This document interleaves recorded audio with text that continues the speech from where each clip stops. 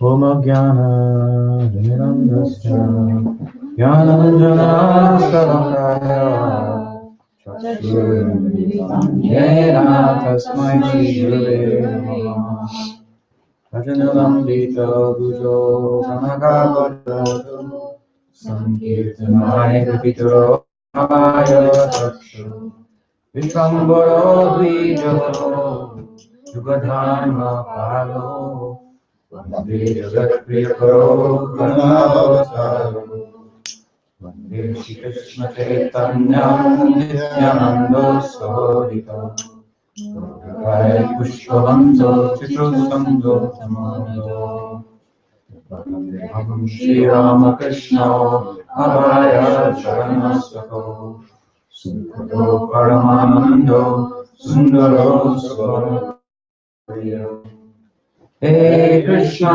Karuna Sindhu Dinabandhu Jagapate Gopisha Gopika Kansa Radha Namaste Tapta Kamsana Gaurange Radhe Vrindavaneshwari Vishvanusevi Pranamami Haripriye Shri Gauri Vaishnava Guru Parampara Ki Jai Shri Gaurana Madhava Ki Jai Srimad Bhagavad Gita Ki Jai Shri Bhaktivinoda Ki Jai Gaur Premanande.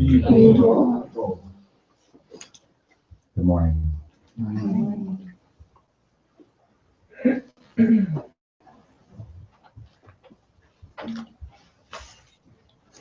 How's everyone today? Okay. Priya, everything all right? Did I wake you up? It's been an active weekend here. A few days. And your good name? I'm Philip. Philip, welcome. Thank Coming you. from Boone, huh? Yes, sir.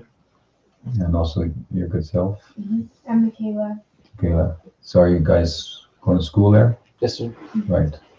And where are you from? You're in Boone, you're in North Carolina, yeah. And yourself? I'm from Louisville, Kentucky. Kentucky. I spent one winter there. Nice place. Well, very nice to have you. And you're leaving today? No, I'm leaving tomorrow. Oh, tomorrow. Yeah, in the evening. Okay. And what about what you're saying and family? Tonight, Tonight you're leaving. What time? after the talk. Okay. Well, I wanted to speak a little bit from the Bhagavad Gita. You may be familiar with Bhagavad Gita. Are you? A little bit? And what about you? A little bit. A little bit. That's what everybody says forever. A little bit familiar. Me too. And I wrote a commentary on it. So it's one of those books that seems to keep speaking to you, over the centuries. This morning we're going to enter the 9th chapter. The 9th chapter is the center of the book. It consists of 18 chapters. And the 9th chapter is in the center. And sometimes reasoned that if you want to hide something, you put it in the center of the book. So it's the center in more ways than one. More than just in terms of the page count, also in terms of content. And the subject of this chapter is the King of Knowledge, King of the Secret of Secrets. The chapter begins with those words, Rajavidya Rajaguhyam.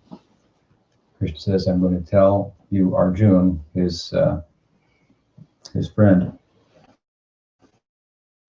that who tells you about the highest knowledge and the most secret of secrets. So again, this is the central chapter, if you will. And as it turns out, it's all about what we call bhakti. Bhakti, Gyan, Yoga, Karma. These are, of course, Sanskrit terms that come from India and Hinduism, but they have universal application. Go through them just real briefly. Karma is a word that literally means action, and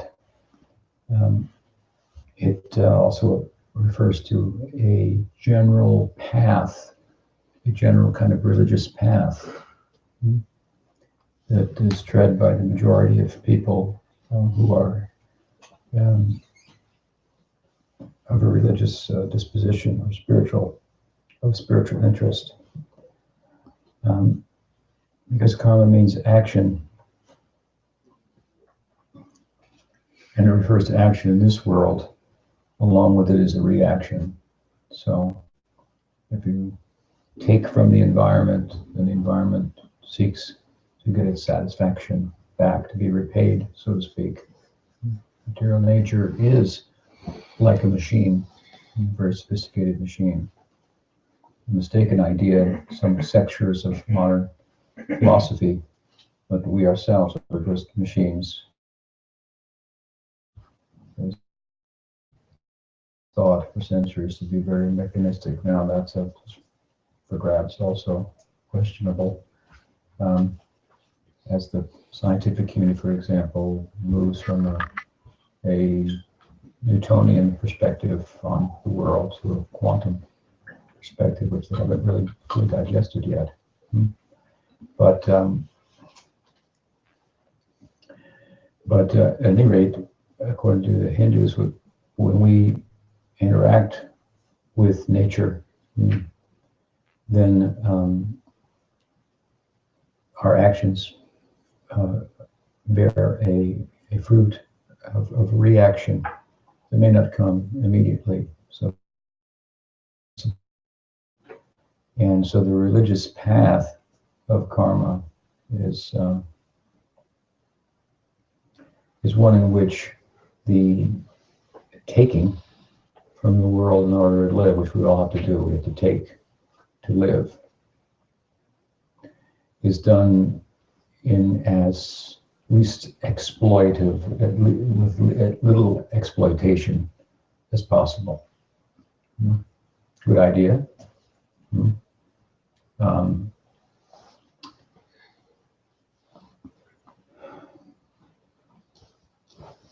It's done, acts are performed in consideration of the whole. But at the same time, that type of religious orientation keeps us within the embrace of nature, if you will, and identified with nature, all of whose manifestations, be they our bodies, our minds, be they towns, villages, plants, stars, are here today and gone, not tomorrow, next day. So the type of religious orientation that seeks to help us move within the world in the least exploitive way, nonetheless keeps us within the world in which nothing endures. And I think it's accurate to say that we all seek something enduring. You know, if you're renting, after a while you think, why don't I buy? All the money I'm spending on renting, I could be spending on buying, and there's a sense of permanence and endurance and security. Just to give one example, there are many examples. We all seek enduring life. And it's quite a problem then to seek enduring life in relation to things that don't endure. And so the path of karma is one of the Gita does not advocate, much as it has its virtue. We're going to live in the world, and we should live in a sustainable way, something like that. But the point further of the Gita is, that's true, all well and good, but there's further considerations as well. And that is, are we part of the natural world, or are we transnatural in nature? By the natural world, I mean the confines of time and space, let's say, for example. Time-space is a way of talking about matter. So are we within are we part of that, or are we different from that? Are we quantities? You see, quantities can change, right? Something could weigh 50 pounds, and then the same thing could, well, it could transform. It could weigh less, or um,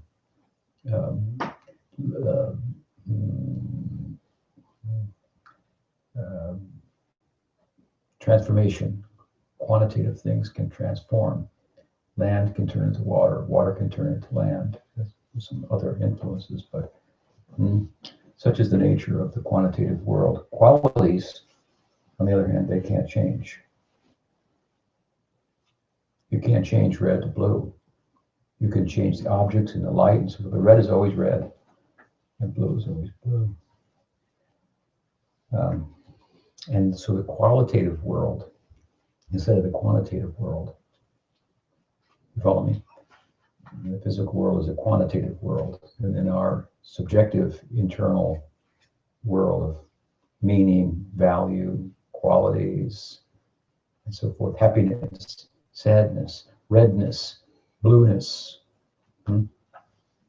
These are all experiences. They're all qualitative rather than quantitative. And question is, so are we of a qualitative nature, or are we of a quantitative nature? Are we physical, or are we material, or are we immaterial? Immaterial, this sounds kind of negative, but are we physical, or are we spiritual? Let's put it like that.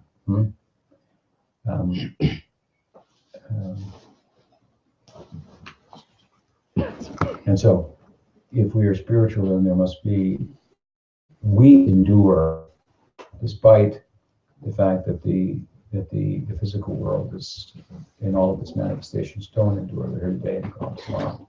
And so that's also intuitively, most humans feel that there's more to life than what meets the eye and the mind. And the Bhagavad Gita says, you're right, and it's you. You are the more.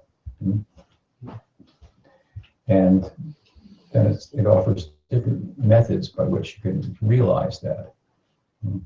Because we can say theoretically we're more, and we feel that we endure, even though everything around us doesn't endure.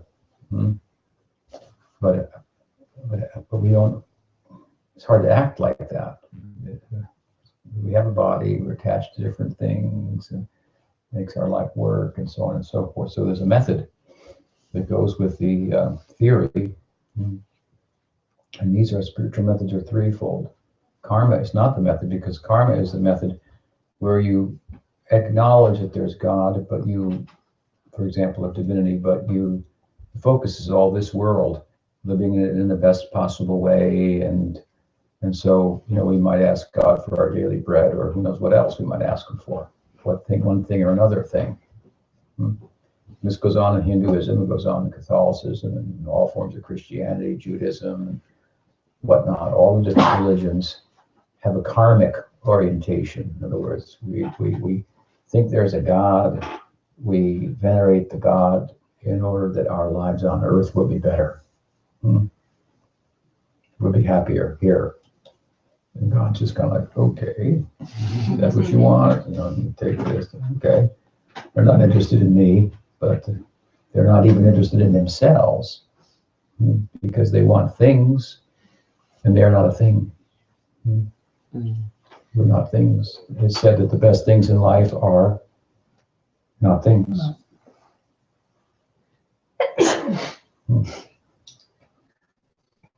We have a saying, go within or go without. You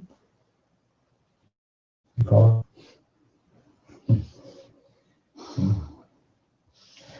So religion for things is really to go without.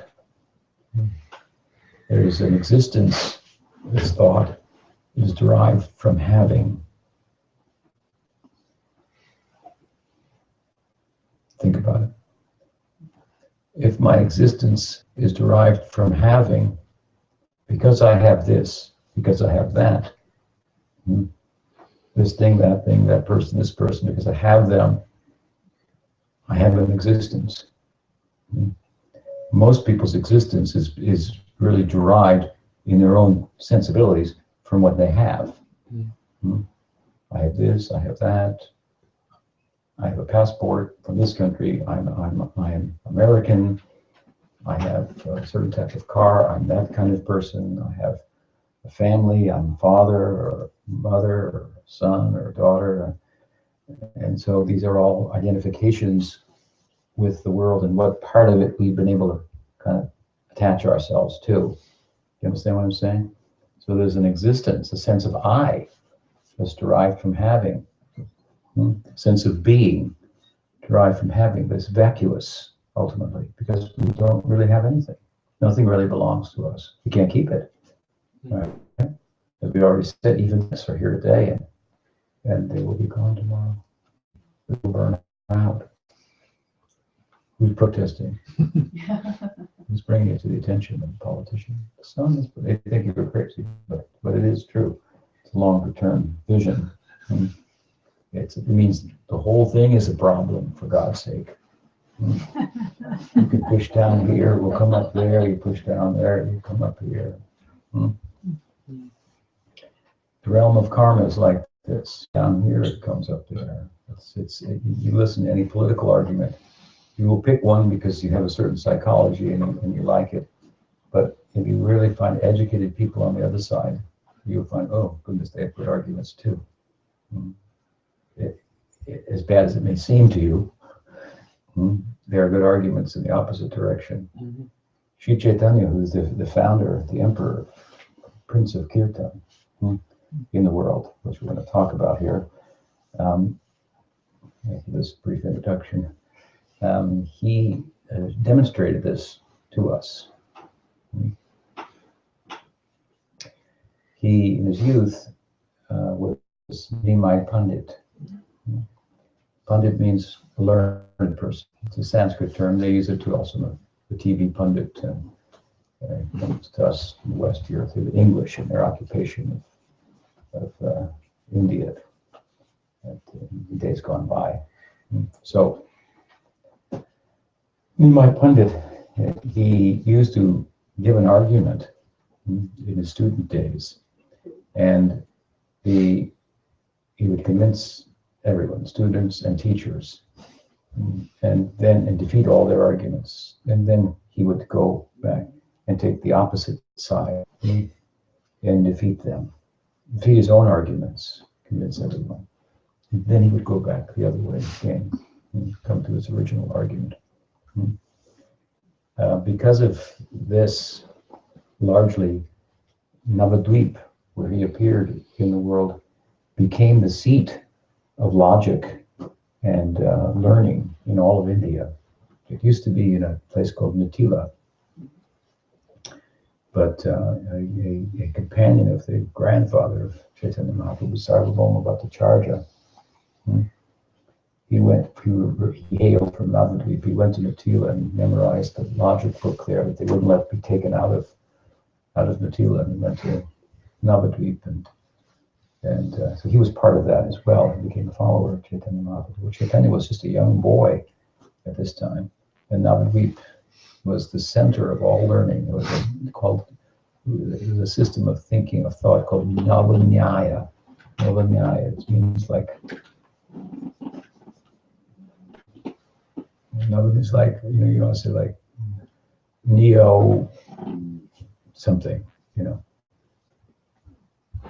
neoconservative or something. So neo-logician. I mean, they're not the same, but that's what Nava means. Neo, new type of logic. Indians, you may know, they're very good at math. The IT industry is like, all coming out of India, largely. You go to Silicon Valley. We have an ashram in California. It's north of Silicon Valley, but we deliver milk to Silicon Valley every week, 25 gallons a week. They're all Indians that buy our organic raw milk there. Anyway, so it's just filled with Indian restaurants and grocery stores and so forth, and everybody's in the IT industry. So anyway, Indians are good at math. It's the number 0, which Einstein acknowledged, and it's pretty obvious that you can't do any science without math, and without 0, you really can't do math. And all that comes from India. The number 0 was discovered, if you will. There are theories that either numbers and mathematics are either discovered and they already exist, or they're human creation to explain. So the majority of mathematicians, even today, believe that math is discovered. There are Pythagoras and Euclid, famous Greek mathematicians of the past. They thought that there was a realm in which numbers were personified and lived. Plato also believed this, that there was a realm that was not physical, in which mathematical equations lived. It's similar to the Indian idea, the Hindu idea of mantras, sound formulas that correspond with certain manifestations of the world, and the utterance of which can also deliver one from the world of birth and death and take one to the non-physical realm where numbers are alive, among other things. It's hiding place. So this Navadvip was a very seat of learning, and Chaitanya Mahaprabhu was the Prince of Kirtan. Are you familiar with the term Kirtan? Kirtan means kirti means to glorify. To glorify. The verse we're going to read today mentions the kirtan. Krishna speaking, Satam kirtayantomam, kitantascha brudavata, namashantascha mam nityam, namashantascha mam bhaktyam, nityayukta upasate. He is speaking about kirtan in the context of speaking about his devotees and how they're characterized in terms of their activities. So this is a verse explaining bhakti. We'll get into that. We're now just explaining the word karma to some extent, and how it pertains to the world, and how the world is something that can be transcended, and that we are not. And the idea that we're not physical, we're not mental. Actually, we're spiritual by nature.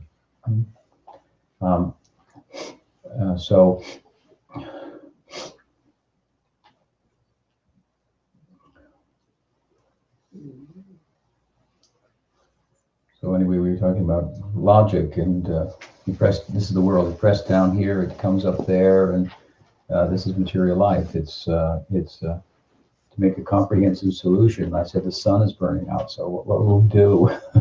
How can we save? So the point is that if we are to realize our sense that life could be enduring and perfectly happy, it's reasonable to conclude, if that's the case, that it's not going to happen in a world where all the manifestations are here today and gone tomorrow, including the planets. And so it's our intuitive sense that we could endure, we should endure, we should live forever happily. I mean, that's how the movies, they all used to end like that. I know they don't all end like that now. They try to be more realistic in a sense about this world, but there is a dream place where dreams really do come true. Where is it? It's somewhere over the rainbow. This is the realm that Kirtan seeks to take us to. Realms of perception, really. Realms of perception. Now we're perceiving that we have to die. That's a perception. It looks like it, right? We said everyone's here today and gone tomorrow. But at the same time, we resist it. What is it? What's the reason? Where's the resistance coming from? The idea in the Hinduism is coming from us because we are a unit of enduring and happy existence, but we've identified with matter. And it's here today and gone tomorrow in all its forms. So it looks like that's happening to us, like a virtual reality in the computer. It's not really happening to you. You're sitting there, or you're sitting and watch the television, and you're going through the emotions, sort of the theater of what's happening, and you're crying and you're trembling, and so, but you're okay. You're sitting in your seat there. It's just by way of identification that these things appear to be happening to you. So there's a world. The idea is, and you're from that soil that's beyond these comings and goings of the natural world. We are supernatural, and so no matter how you work, if you press down here, it will come up here. You press down, and this is what Chaitanya Mahaprabhu tried to show in through their life that in the moral realm of action, the realm of reason, the realm of action, the realm of reason. They are insufficient. They can't afford you the standing that you actually have. However, you adjust the world in terms of action by doing the right thing rather than the wrong thing. As long as the orientation is within this world, then you're not going to arrive at a comprehensive good. That's good from all angles.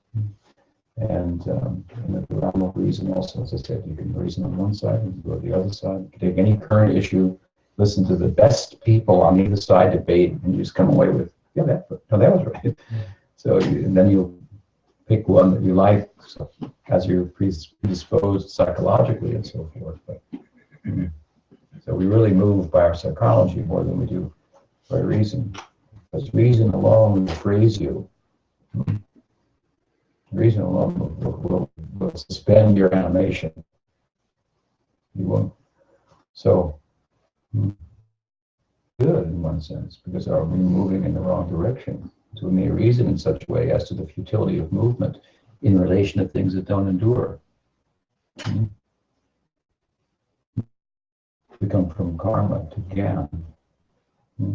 So karma is a movement, a religious type of movement within this world, and jnana is the knowledge. Wait a minute here. Movement, action, karma, in relation to things that don't endure, in an effort to create an enduring situation, is a folly. So reason will cause you to stop moving, but in every sense, because if you really reason, you can't pick one side or the other. You can't pick the liberals or the conservatives. It's just like you get short-circuited. So you take that same principle, you see, and play it out with good reasoning. You can reason as to the futility of the pursuit of a enduring life in relation to things that don't endure, or a secure life in relation to things that are insecure. Right? I mean, they're insecure in that they don't really secure your situation. They could be stolen, they could be old, they could break, they could die, and all of those things. So there's a school, if you will, of spiritual practice. Now we're moving from religious practice, which is to factor God into our everyday life and make it as good as possible, but you still have to die. So move from there to spiritual life. Then the words, rather than the pursuit of things, which will just fall through the cracks. You let's say you get a guy, and he's a Prince Charming. He could turn into, something much different in due course, or a girl, a lady. So rather than things, when I say a guy or girl, I mean they're identified with their body, and that's how we're looking at them. So that's a thing, and so forth. So rather than the pursuit of things and asking God's help, we should pursue ourselves. So the sense of being derived from having is a very vacuous sense of being because we don't really have anything. And all that can change. So your identity is going to be shifting with your, as much as it's derived from constantly shifting. You follow? So the being derived from having is all. Any more than the things be in any enduring sense. You're here today, they're gone tomorrow. That's a problem. Now there is an I, or an identity as self, that's not derived from things. How do we know that? Well, because we're making the identity derived from things. Who's being attached to things that's creating an identity? Someone is creating, so to speak, by interacting with things, and it's not a thing. It's us. But by identifying with things, then its own identity, its actual identity is obscured, and a false identity comes into the fore. In other words, if there's a false identity derived from the sense that this is mine, when the nothing is ours, there must be a real identity also.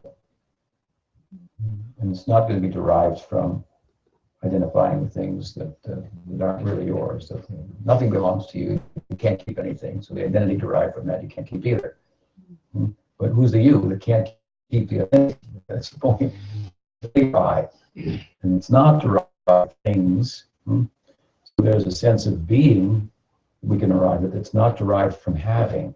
There's a false sense of being that can be derived from having, trying to have, and get God's help for it. So you could ask Him for better things, more important, something more important. So that's God's perspective on that. But anyway, something better than nothing. So at least be as good as you can in this world. But the good news is that the sense of enduring life and happiness that we feel is at the core of reality can be experienced. It's just not in relation to things. So anyway, there's an I. So there's a path of knowledge, path of action, karma, means action in this world. And there's the path of knowing, of knowledge. Knowledge is not about things, not about having, but about being. Let me give you an example. We can say, I am American. I am a male. I am female. I am black. I am white. I'm Catholic. I'm Buddhist. I'm Hindu. I am this or I am that. All of those things change, right? Your religion could change. You could become a Hindu. You could become a Christian. You could move to Russia, become a Russian. I don't recommend it, but. I don't recommend that. But all those things can change. So I am this or I am that. That identity is fleeting. But I am, that's another thing. That's for sure. Because I could be this in a sense, by identifying that, I could be that. But again, there's a real I. And so I am is one thing. I am this, I am that, that's another thing. We could say, experienced this. And you could say, well, that's false. That's not true. And that might prove to be the case. But you cannot say that I don't experience. That doesn't change. Let's look at the world again for a minute and look at modern science. Modern science proceeds on the belief that there is an objective material world of physical forces. That's a belief. They believe that. We experience that, right? We experience that there's I'm sitting on something here. I experience it. So the basis of this chair is an experience.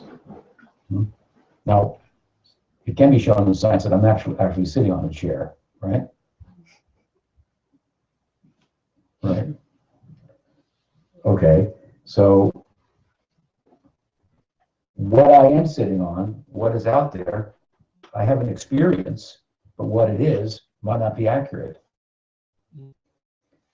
Science speaks, and he can go further to say, is there a world there?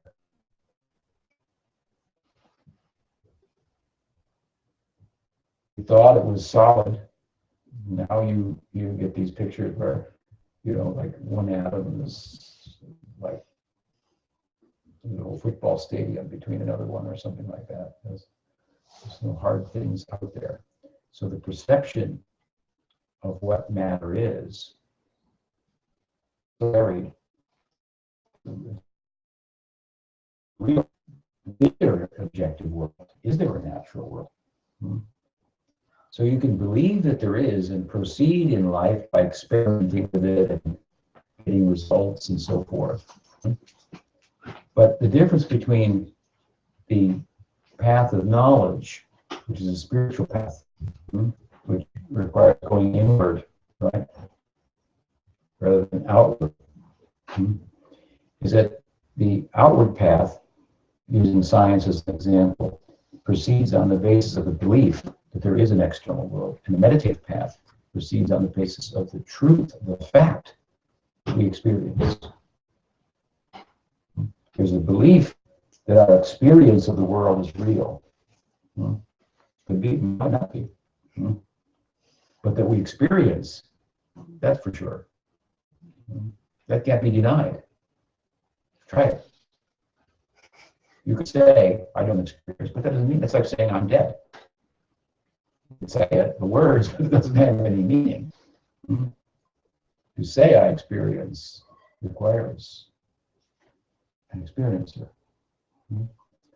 So you see, this idea in modern times that there's some kind of like imagination, spiritual life, some kind of fantasy. Science is just the hard facts, but actually science is based on the belief, and the meditative pursuit is based on the fact, and it's pursuing the nature of that fact. What is the nature of experience? There's non-experiential reality, like this cup is non-experiential, and water in it. But I have the experience of drinking, of holding the cup. So I'm experiential. Matter is non-experiential. It would be quite magical, right? For non-experiencing reality suddenly to start becoming an experiencing reality. You follow me? People say religious thinking is magical thinking. But materialistic thinking, materialism as a philosophy, is magical thinking because it presumes that non-experiential reality at some point organizes itself to become experiential. In other words, the same ingredients that make up this table and this cup, basically, the same ingredients that make up matter in any form are the same ingredients that my brain is made out of.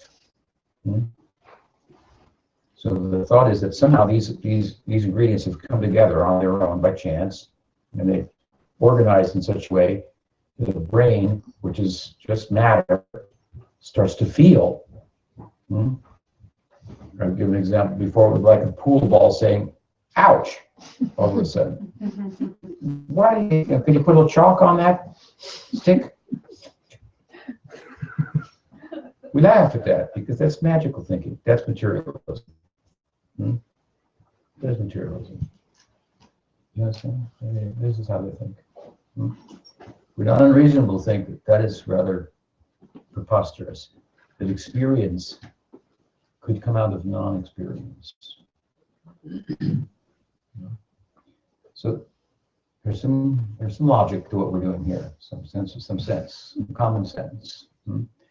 And so we move from worldly orientation in our pursuit of happiness, from outward reach to interacting with whatever's out there, if there's anything out there, to exploring what we know exists, ourself as a unit of experience. What is the nature of experiential reality? Isn't that more exciting than exploring non-experiential reality? But that might be a little more to be found there, a little more interesting. Certainly, this is the meditative idea. So rather than pursue a self that's identified with non-experiential stuff, pursue yourself. So then we stop action in relation to the world. And we sit and meditate, and we transcend the goods and bads, the happies and sads, the libertarian, the socialist, the Democrat, the Republican, however you want to talk about these opposites. We transcend them. This is the subject here. Don't ask me who to vote for, whatever. That's all relative. I have a relative opinion too, but it's all relative. There's something more important. Basically, don't ask me about politics or religion. We are a retired religion here, and we retired other pursuits. I mean, karma means the world of religion. As I said, religion for things, God for things. This is God for you instead of for things. Know yourself. You're not a thing. So that's fascinating. That requires you to think deeply, right? Indeed, it's said that to know the self, you have to stop thinking, because thought and things, both of them, we transcend. We are something that transcends things and thought. You cannot think. You can think yourself to the doorway of a transrational pursuit and exercise, but thinking alone, thought alone cannot take you to the self. To speak of all its prospect in transcendence, things and thought can only language. Thought,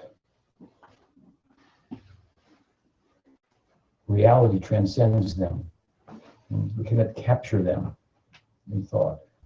We can think about it and talk about it, reality, in such a way as to come to the conclusion of the limitations of things and thought, language and thought, let's say, for example, action and thought, and then learn from that side is where the Bhagavad Gita is coming, about that which we can do that is trans-rational. So it's a form of action and a form of thought that derives from the other world, so to speak. And so we go from karma to jnana, but in jnana, in knowledge, there's no movement.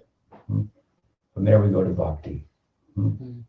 Bhakti, there's movement and there's thought, but it's fruitful because it's movement around and thought about something other than the world, or thoughts about the world is here today and gone tomorrow.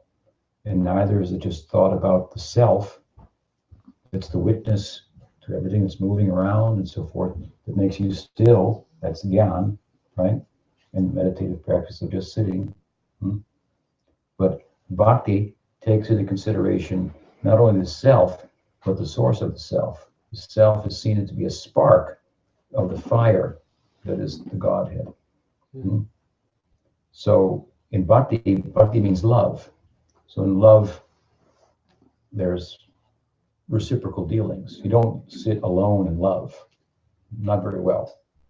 Not as well as if there's somebody else to love. Somebody takes on you more nuance and possibilities. There is a kind of a lone love of sorts, not taking, and it might be good in this world, and it could be have compassion towards all beings and so forth. But compassion is also it's a good thing, but it only pertains to a world where people need it. We're talking about a world beyond the world of birth and death. So is there any love there? Or is that just a still place and everything moves here? And all movement is a problem. Or is there a movement that's meaningful, that's beautiful? And that's the idea of bhakti. We saw the shortcomings of action in karma. We saw the shortcomings of thought in terms of reasoning as to the futility of action in relation to things that don't endure. And the idea of turning thought inward and even stopping the mind from thinking. We think that we know because of thinking, but there's a knower that transcends the thinking apparatus, and it will be known, and it can stop the thinking. That's the idea of meditation. So we stopped action and we stopped thought. We got free from the false self. We found a real self, but he was alone. She was alone.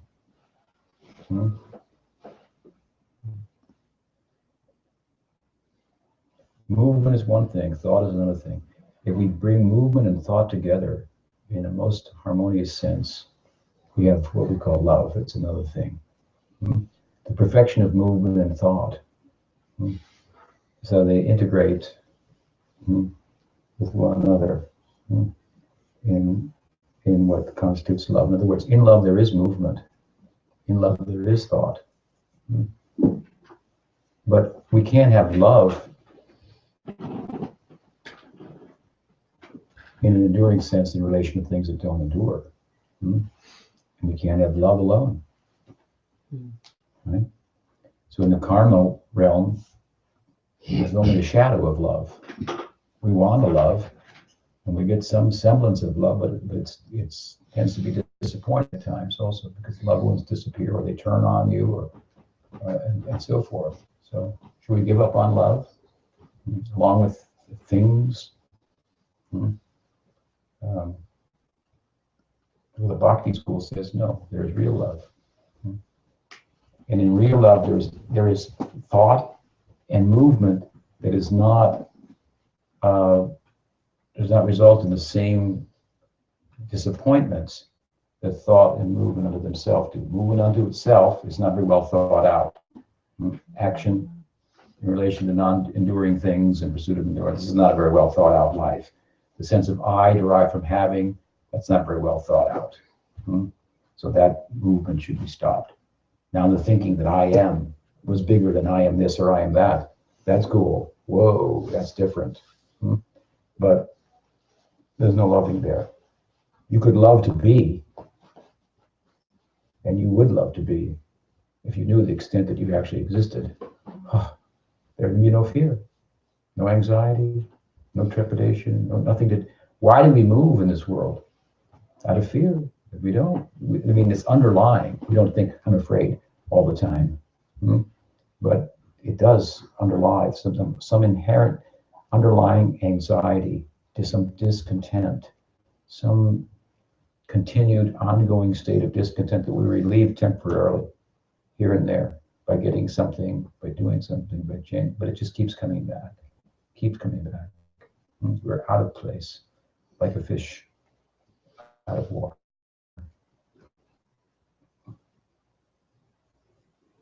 So the world of action, karma, is a problem.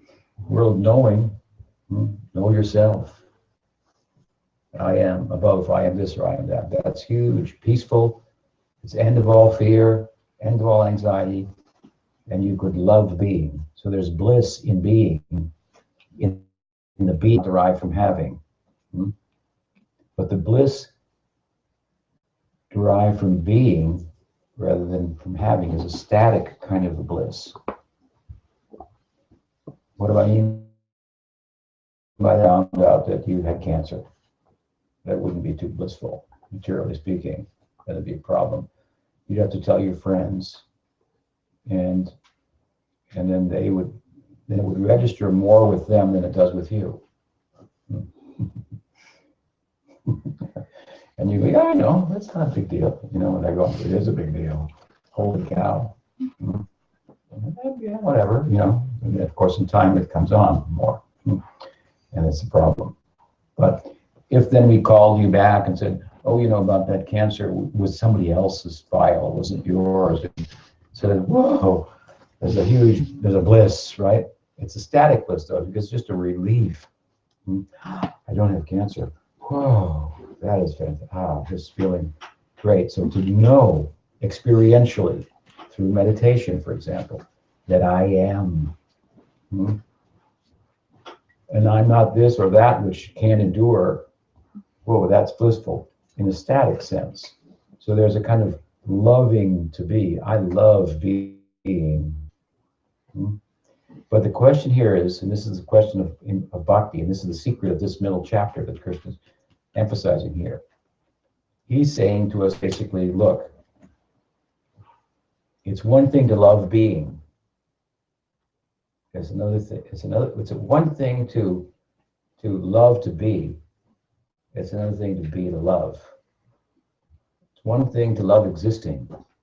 Another thing to exist to love, which is better. To love to exist or to exist to love. You see the difference? To love to exist is a static kind of love. To love to exist is a static kind of love. To exist to love, this is dynamic. It requires movement. So we were moving in relation to the world. That was problematic. Because actually the world was just moving and we were identifying with its movements. And one of those movements was death. Problem. And we struggled to put it off as much as possible and so on and so forth. So we stopped that kind of movement. We became still. We identified with ourselves, which was still, rather than the moving parts of the haunted house of material existence. We were scared, not scared anymore. It's all false show, so forth, peaceful, shanti, shanti, shanti. And I'm loving it. I'm loving existing. I be forever. This is an experience in meditation. But now the Gita says, hold on. There's something more exciting about the fact that you are a unit of experience. First of all, you're just a unit of it. You're just a spark of the fire of existence. And you can have a relationship with your source. So there's movement and transcendence. Ordinarily, we feel incomplete. We need something. We want to get something. Buy something. As soon as the desire comes, you got to move. It's a problem. So if you have no desire, then you don't have to move. Peaceful.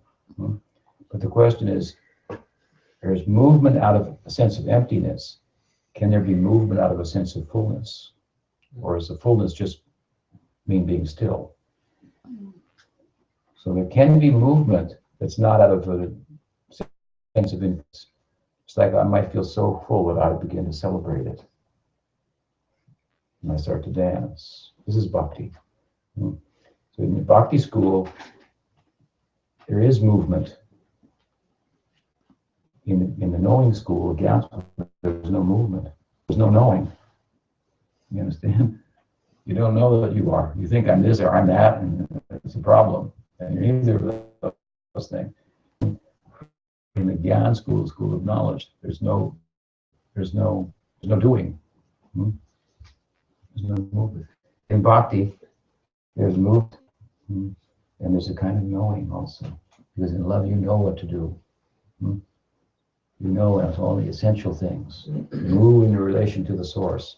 So the main way that Krishna says that those who are at least theoretically aware of this and starting to apply it, and even those who are adepts in the school of bhakti, is kirtan.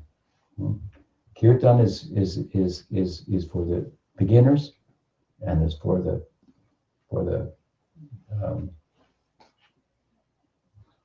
graduates. at the same time. Why is that so? Because it's a type of movement, if you will, but it has to be, if it coincides with what I am, eternal, that movement has to be eternal also. So it's of a spiritual nature. I'm giving an example. Loving, being, having, being, loving. This is karma, jnana, bhakti. These are universal principles. They're not just some old terms in an ancient book. They apply to us in all situations. So we come to bhakti, and about bhakti, as we've heard, Krishna is speaking here. He is speaking in this chapter, 9th chapter, about different types of persons with different types of orientations. Some of them also spiritual orientations, like the orientation I am, and just to be one. Now there are false differences that we experience, right? You might think it's hot, I might think it's cold, so which is it? And so we're at odds. You want to turn up the heat, I want to turn it down. That's the problem. So we can say, hey, this variety is getting in the way of unity. So let's do away with the variety so that we can have unity and peace. But that could be boring too. Much as variety said to be the spice of life. So is there a possibility there could be unity and diversity at the same time, even though they're contradictory notions? Love is a unity and a diversity at the same time, you see. In love, you and I become one. We become we. We don't cancel one another out, but it's a dynamic kind of a union where there's a diversity and a union at the same time. So the union that you might arrive at by saying, we are not these bodies and minds, we are all consciousness. Like Jesus said, love your neighbor as yourself. How are you going to do that? You're going to have to go to the ground of the being of yourself and your neighbor and see what it is you have in common and identify with that. Krishna says the same thing in the Bhagavad Gita. He says that the perfect yogi sees the suffering of others as if it's his own. Because he knows, I am consciousness, my neighbor is consciousness. I'm not a Republican, he's not a Democrat. I'm not a Muslim, he's not a Christian. Beyond all this, we are units of being, consciousness, units of enduring being, knowing, and we have a capacity to love. So the ground of being, if you will, a term some philosophers coined, means we are all consciousness. So we can arrive at unity there. But now we're talking about, within the plane of consciousness, that unity, some variety that ornaments it. That's very peculiar. This is beyond thinking. We can talk about it. We can think a little bit about it, but it transcends logic for something to be one and different at the same time. But the Bhakti school says that is the nature of reality. And we give some example, even in this world of love, as I said, it's a unity and a diversity at the same time. And we pine equally for both. We pine for unity, and we also pine for diversity at the same time. So this is only possible in the realm of consciousness, where there's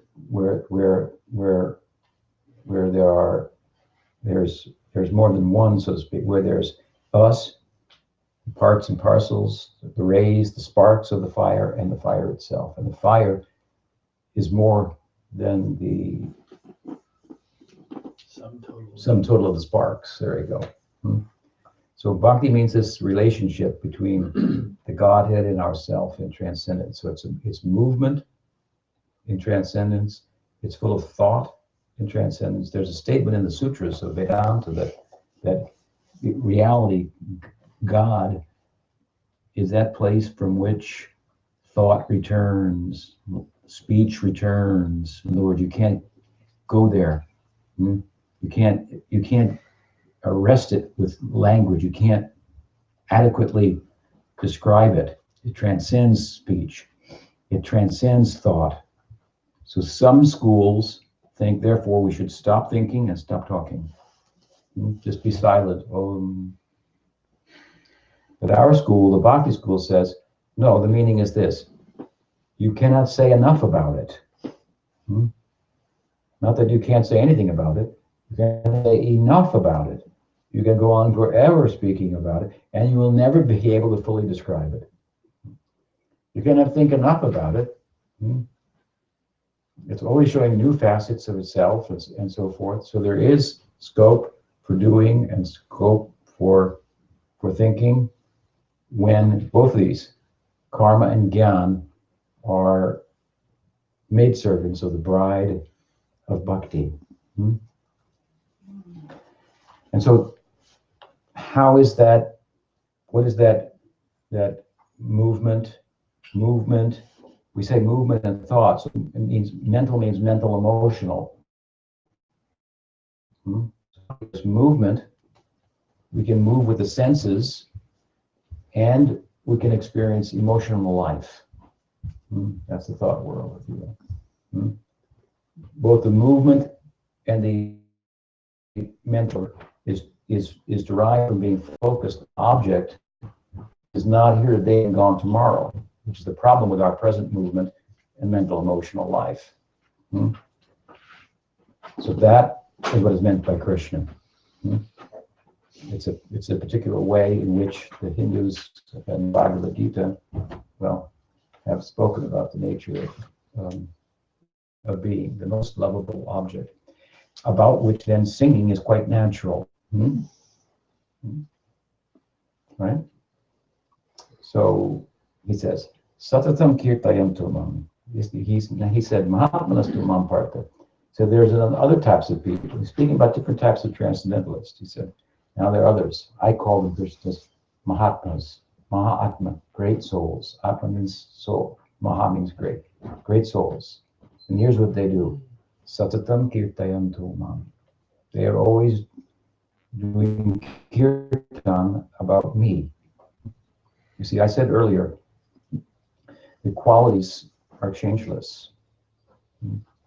We should not think that all of the variety of this world, all the qualitative experiences of this world, have nothing to do with the nature of the absolute. Sometimes it's said that man and women are made in the image of Radha and Krishna, of God. Man and woman made in the image of God. This world, the Tantra says, as above, so below. So this is the reflection. So,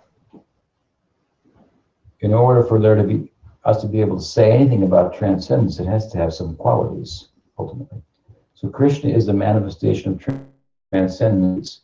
Brahman is the manifestation of transcendence that's indeterminate, without qualities. You can't say anything about it. It's the great. And that's it, silent. But Krishna is the manifestation of divinity about which one can actually speak, in relation to whom one can actually interact. And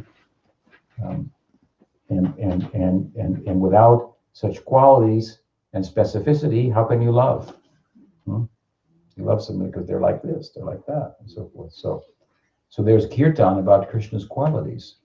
There's kirtan about Krishna's leelas, the play of God, if you will. And there's kirtan by invoking the different names of God, like the Bible says. In the beginning, there was the word. There's a sacred word, sacred sound, the logos. Logos also means logical. Isn't it? So there's a logic to the sound. The sound transcends logic, but there's a logic to invoking the sound. That it comes from beyond the world of the mind and thought, because it can take us there. There are sounds that come from there. And they can enter your ears, though you're always open. You can't close your ears, it's pretty hard.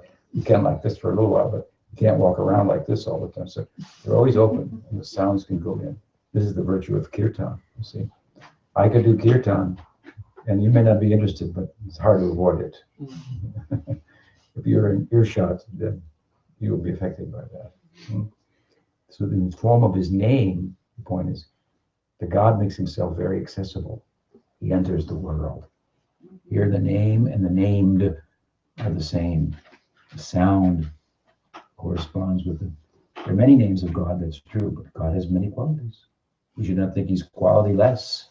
Right? This world is only a reflection there. So there are qualities. It's not that we had to do away with all cultural differences and so forth to end up in transcendence. It has no diversity. No. Imperfection here is, what is imperfection? It's imperfect perfect. Imperfection is the imperfect form of the perfect. So there's something here, much of what is here, if you will, in this world, that is found there. Imperfection. It's not to do away with all specificity and variety and so forth. We're going to arrive at some common ground where there's nothing to do. And there's nobody to love because there's no differences, there's no variety, there's no movement problem. The kirtan is not for that. Kirtan, Krishna says here, this is what my devotees do. Those in the school of bhakti, they do that. It's actually not for the school of gyan, not for the school of karma, although in karma we sing too. In gyan we're supposed to become silent. But now many gyanis, neo-Advaitins, they'd also do kirtan. They try to incorporate it into their practice. It's actually an anga, a limb of the body, of the practice of bhakti, and the primary one, especially in the times in which we live. And the kirtan of the name of Krishna, of God, and maybe other names as well, but this is most powerful. Now, it's worth emphasizing the name of Krishna because why? Those who are in the school of bhakti and honing this idea of kirtan, right? Which is a universal idea. In other words, that there is that all movement has sound related to it. Even the movement of electrons within them, they make a sound when they do it. No movement is free from sound. Sound is very basic to the world. The Hindus understand that sound is the basis of the world. The world is coming out of sound. And by sound, you can transcend the world and know yourself and your prospect in transcendence. And so this idea of kirtan is honing this principle. It's a universal principle. I've talked about it just in a scientific sense. It's sound, like, string theory, for example. It's basically saying there are vibrations. As deep as you go into matter, you find vibrations. Metaphorically, it's been described as the world as a concert in the mind of God by physicists. So we agree. We just take it a little further, and so to those who have honed these sound, that is the position of our Sri Chaitanya. I mentioned in his youth was a pundit, and he would make logic look silly itself in order to tell us that by logic alone you never get any real standing. You need a trans-rational method to arrive at real conclusive meaning, absolute meaning, value, and so forth. And his method, his trans-rational method was kirtan. It's not a foreign method. Even from a secular point of view, as I said, sound is important. Recently I saw an invention that some students come up with at Harvard, and they showed it on the internet. And it's a machine, it makes a sound. You can't hear it, but it makes a sound that puts out fire. And so they put gasoline on the ground, lit a match, put the machine, fire went out. So the efficacy of sound, we know a little bit about the efficacy of fire, electricity. We got computers and we're wired and so forth. But the efficacy of sound, which is a material thing, has not been explored to the same extent. But you can see that it's quite a bit of prospect there. There's another experiment. All trying to draw the attention of by sound, they were holding drops of water, levitating drops of water in a laboratory. Mm.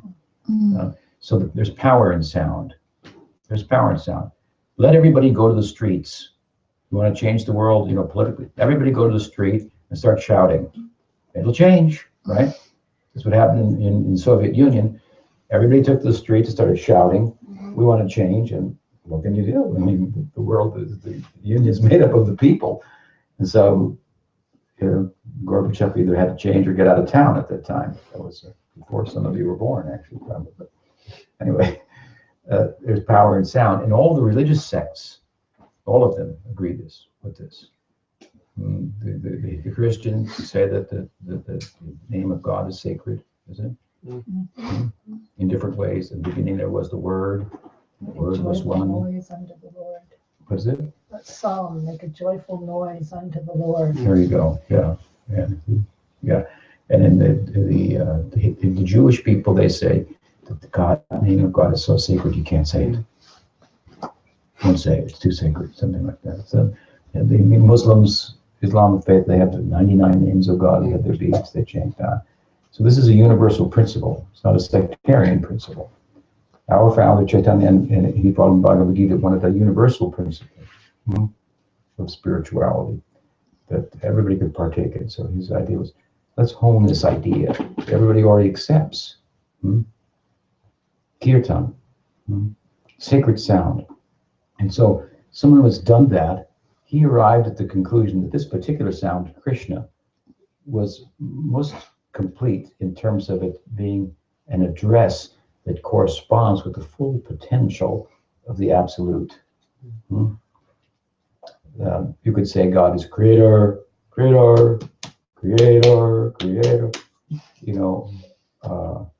one, the omniscient.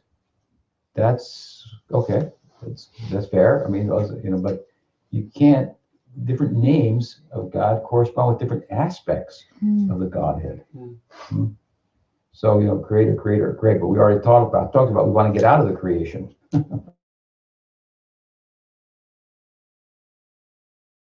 It's a temporary one. The best name to chant necessarily, that aspect. Now, Krishna speaks about the heart, almost like the romantic heart of divinity. So it's a very profound sense, and it speaks about the Krishna Kirtan. Using this name, for example, speaks about the possibility of entering a very intimate union with divinity. Just like there's like if you say, okay, I love my friend. I love, my wife. I love my daughter. I love my son. And I love God. Well, that's okay. You love your friend. You love your son. You love your daughter. You love your wife. You love your husband all the time. And, you go to church on Sunday. Love God on Sunday. God lives somewhere else. And I live with all the people I love. And then God has his own place. And every now and then I go there. I try to bring them into my place in such a way that my love for my friend will be better, my love for my wife will be better, my love for my son will be better. But in most people's life, the love for their son, their friend, is more powerful than the love of God. It's more intimate, that's for sure. You don't walk up on the songs about God in most churches are like, oh God is great, God saved me, God, you're up there and I'm down here. And so there's this reverence, Greek call it agape, that is reverential love. Name of Krishna, however, is thought to port us to a dimension in which there can be love of God just like you love your friend, just like you love your son. There was a missionary of sorts from our tradition back in the 1930s who went to Europe for the first time. So he was speaking to some Germans, and they said, well, we're having a drama. They were Christians tonight. And in the drama, it's a theistic drama. Why don't you come? So he said, okay. So he went. And in the drama, there was the main stage and there was the balcony. And so God was in the balcony. That was his role. the main stage, something was going on, the earth, right? And then God had a role in the theistic drama. Every now and then God said, bad, and every now and then, good, okay, go back to the balcony.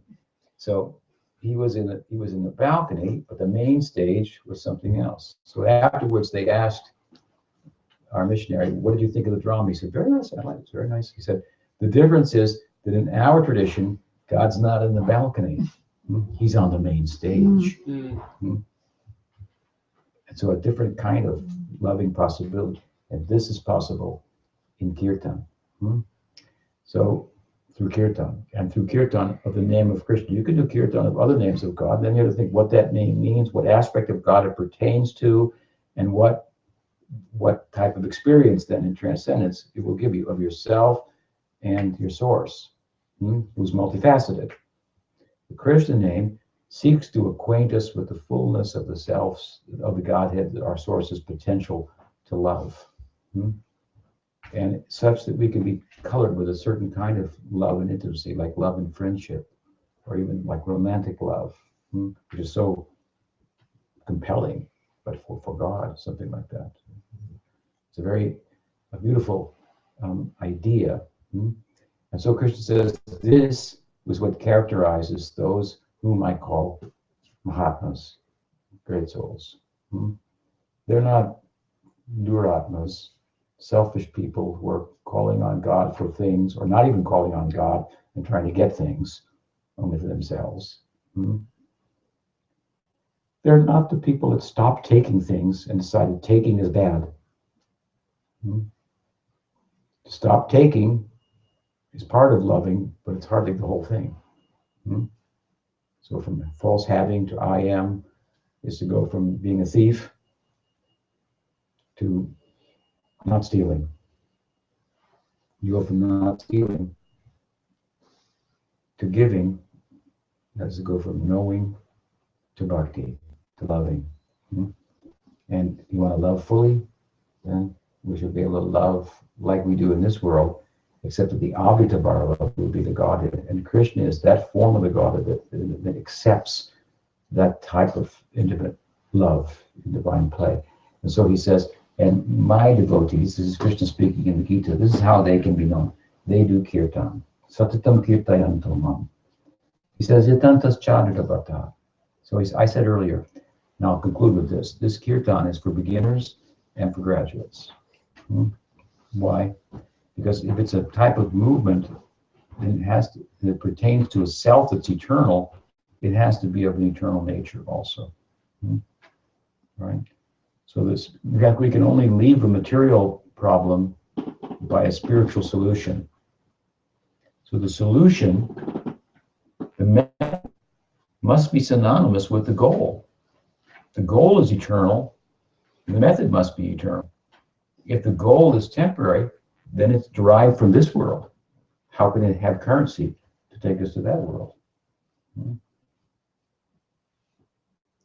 So in some sense, the journey must also be the destination. So bhakti is done not for anything, but for its own sake. Bhakti for bhakti. Serve to have more opportunity to serve. I love for more opportunity to love, to increase my love. So there's love in bhakti that is for beginners, where we kind of go through the motions. We get the philosophy, so we think, okay, that sounds pretty good. I like those people, and music's not too bad, a little weird, but anyway, we'll try it out.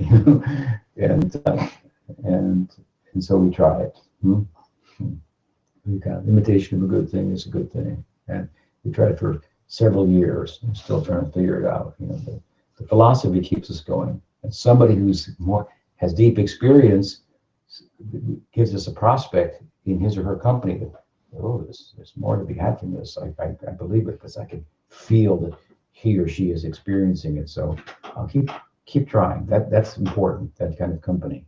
And that kind of person will also teach about it. Try to talk about his or her experience and put it in terms that we can get a handle on, and that will compel us to continue of the chanting. So there's chanting in practice and there's chanting in perfection.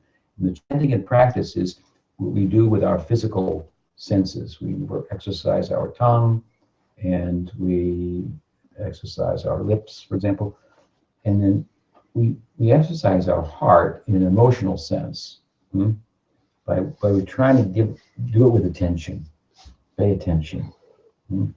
So where your heart is, that's where you are, right? Mind, give your heart to whatever it is you want to control, and whatever it is you want to focus on. If you give your heart to what you want to focus on, your mind will tend to focus there. Mind will follow the heart. So in that way, we try to give ourselves. And how Krishna says, Satsatam kirtayanto mam nitantas chapdurdavrataha. Drudavrata means that you do kirtan, but there are other things that you do too. You embrace the things that are favorable to the kirtan, to the practice, drudavrata, with great determination. And there are things that are not favorable, and you give them up. Let's say, for example, bhakti is about loving. And so one of the things that we give up in the culture of loving God is, well, violence, unnecessary violence. So ahimsa, you know the term ahimsa? Ahimsa means non-violence. So devotees, for example, they take up commitments like, I will not unnecessarily cause harm to another living being. Okay? So, for example, it's not necessary to live and live healthily and be involved in animal slaughter. So they typically become vegetarians. So this is the kind of like commitments that they make, things like this that would be favorable for the chanting. And they do it in a determined way. So I'm just giving you a simple example, but there are a number of things that we do and things that we don't do that won't be favorable. So embracing all of those things. So it's not just chanting, but there's some effort to it as well. It's just a lifestyle, if you will. It's a lifestyle. It could be a lifestyle as a monastic, like myself, a monk. I've been a monk for my whole adult life since I was about 22. I'm 66 now. But there are others here who've been married for many years, have children and grandchildren and so forth, and they practice. So there are different lifestyles by which this bhakti and centered on kirtan can be practiced, but it all includes some effort to change your lifestyle within certain parameters that will be favorable for bhakti.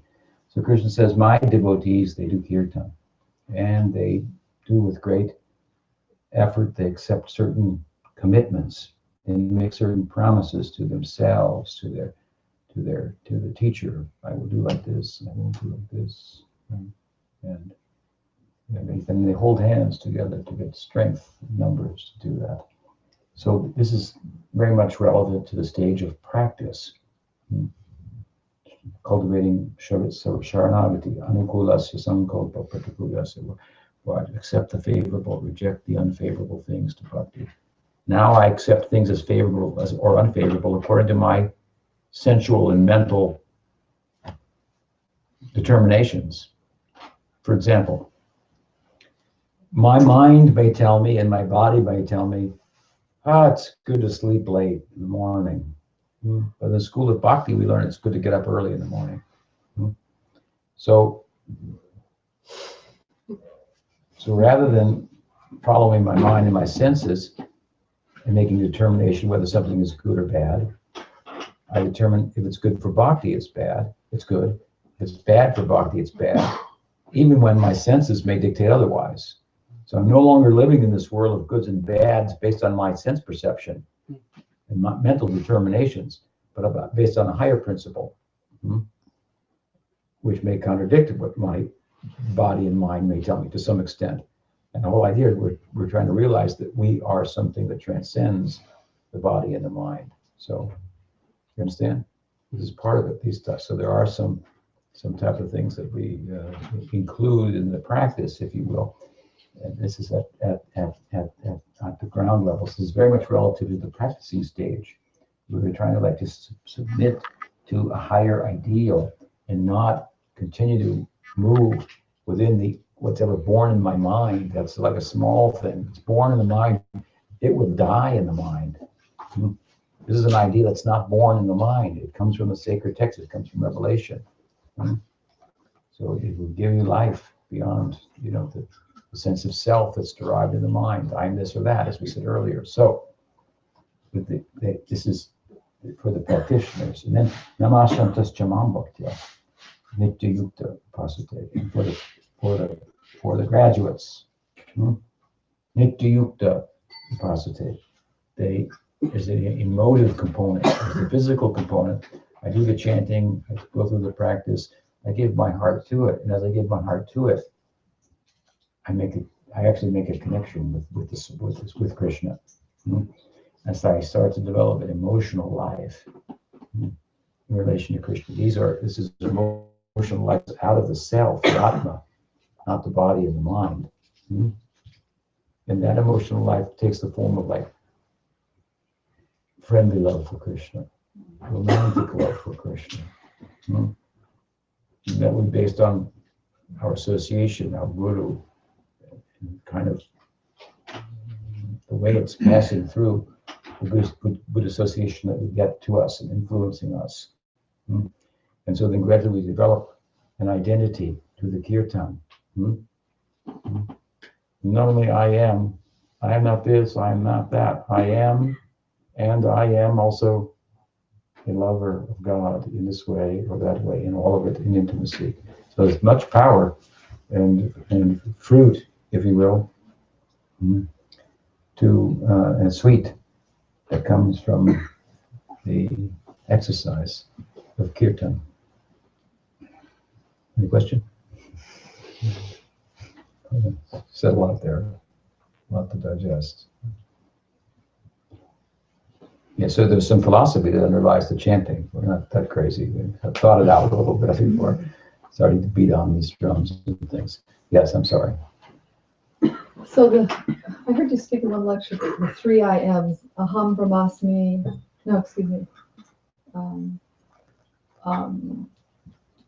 anyway, I am the body, I am Brahman, and I am Aham Ahata. So would you say that last one, Aham Ahata, is I'm a lover of God? Is that how you would translate that third one?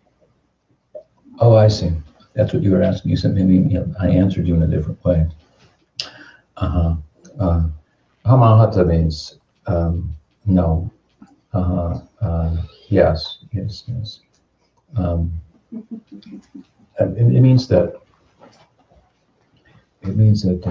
that the Atma has a sense of it's an I am. It's the same as Aham Brahmasmi? Yeah. So is there a third Aham for Bhakti? What would that one be? In other words, inherent in the self is the sense of that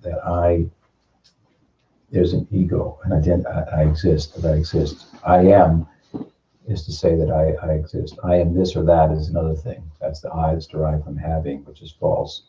So I am. So I am American. No. I am male, female. No. That's a contrived sense of I. I am, in the sense that's inherent in itself. I am is, I'm not Brahman, but I am. That's different. Brahmasmi means I'm like Brahman ultimately, but then there's that what is the third one? I'm a Gopa. I'm a Gopi. It means how do you say Dasosmi. So you have Ahankar, Aham Brahmasmi, and Dasosmi. Yeah. I'm Krishna's. Tattvamasi. Tattvam as well, yeah. In the Gaudiya translation of it, yeah. I am his. Because I was trying to play with the ahams. I am this, I am that. No, I am, yes, and I am his. That's a further developed idea. I am, and I belong to someone. Yeah. So different ways you could say it. Because I was trying to, the aham, ahankar, aham brahmasmi, and then I thought the aham ahata was More like that, but it's more like a hum brahmasmi. Yeah. Okay. Yeah. Fix that. Yes. Is there a gray area? It seems like when you say gyan is knowledge and there's no movement, but then say, I'm trying to think of it, someone who is brought to the temple, they don't really, they're not in bhakti yet, they don't have love, but maybe they'll do something out of knowledge. The person who brings them said, well, you should sweep the floor, this will be good for you, and so they do it out of knowledge. There's some movement there, but is that bhakti yet? Sure. Yeah. Yeah. In the beginning stage. Yeah. Yeah. Yeah. If you touch fire, you'll get burned, whether you think about it or not. Right? So if you touch bhakti, knowingly or unknowingly, if you do Siddha Bhakti, then you're going to get some result. Yeah. Even though you may not have any love yourself, or Right. real. Oh. Yeah. What will you get? You'll get love. So, love, if you love someone, you serve them. So if you do service unknowingly, then I may take notice, even though you may not. Oh, she's sweeping my temple. Very nice. So how can it not be a result? In other words, the other end is not unconscious. You may be, but God's not. And not only God, but the Swarup Shakti Krishna's associates, the other devotees. What do they think? They think, oh, very nice. So if you're doing something in a temple, for example, and unknowingly, that's your part, your side of it. But the devotees are knowing, and so they appreciate it, and their generosity goes to you. So, is that good? Right? So. Okay, but So you're getting when something. you're talking about gyan, you're referring to the other side. People who are in gyan, who just have knowledge. Well, there's kinds of knowledge. There's knowledge of the self, and that the knowledge of the self is different from the body. That's true. But there's another kind of knowledge. There's knowledge about Krishna that you can get theoretically. And then when you apply it, then you can enter into that realm. But there's theoretical knowledge. There's knowledge about Krishna. I said bhakti has knowledge and movement, right? There's a certain kind of knowledge that it includes the knowledge that you're different than the body, but that you're a servant of Krishna is also part of it. And what likeness is all part of that knowledge. So a new person can come and get that kind of knowledge theoretically. And then based on that, they may in service to Krishna, they may be partially understood it or not completely, but they may be inspired and so forth. And there'll be some results. So does that help? Okay. Well, it's nice to chat with you all, and you've been very good. What is the time now?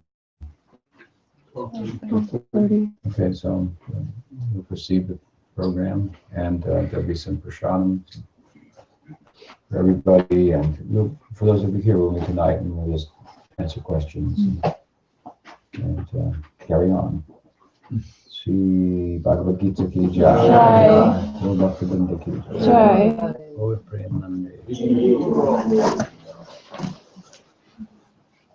Swami Tripurari ki jai. Jai.